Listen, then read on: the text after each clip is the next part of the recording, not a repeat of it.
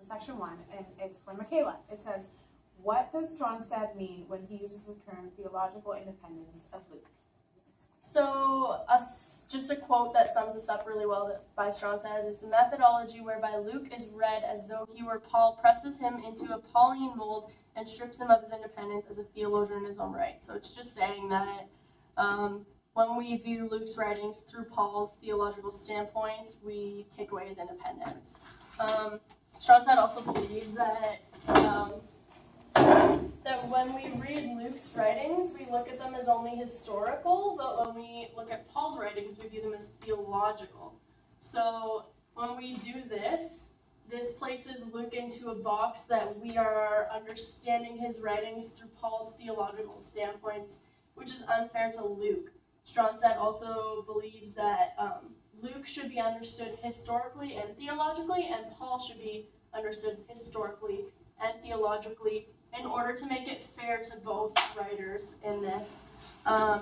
So also the saying baptized in the Holy Spirit and filled in the Holy Spirit are only mentioned once each by Paul, but we typically look at them as Pauline in essence, but whereas Luke says the first 3 times and the second 9 times.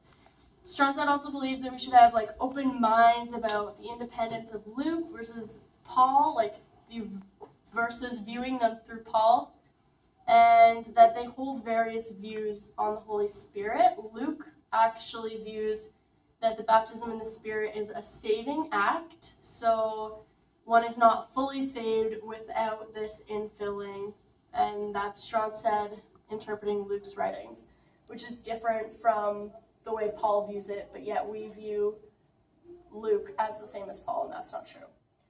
So, Tori?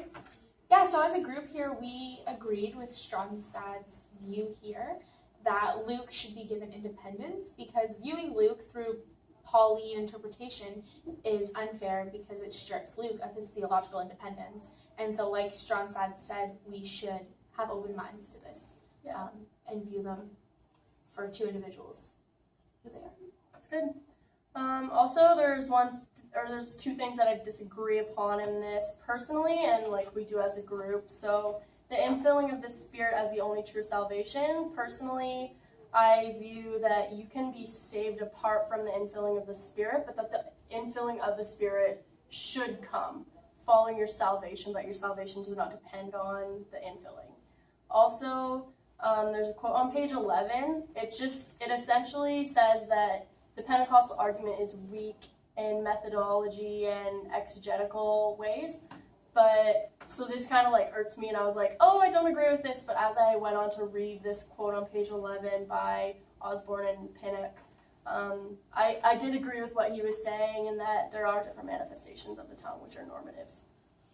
Yeah, Jonita? So overall, as a group, we agree that we need to allow Luke to have his own theological independence because he has a different view and perspective from Paul.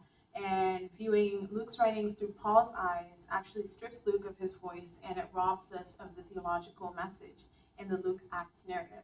And we disagreed upon the relationship between salvation and being filled with the Holy Spirit, as well as the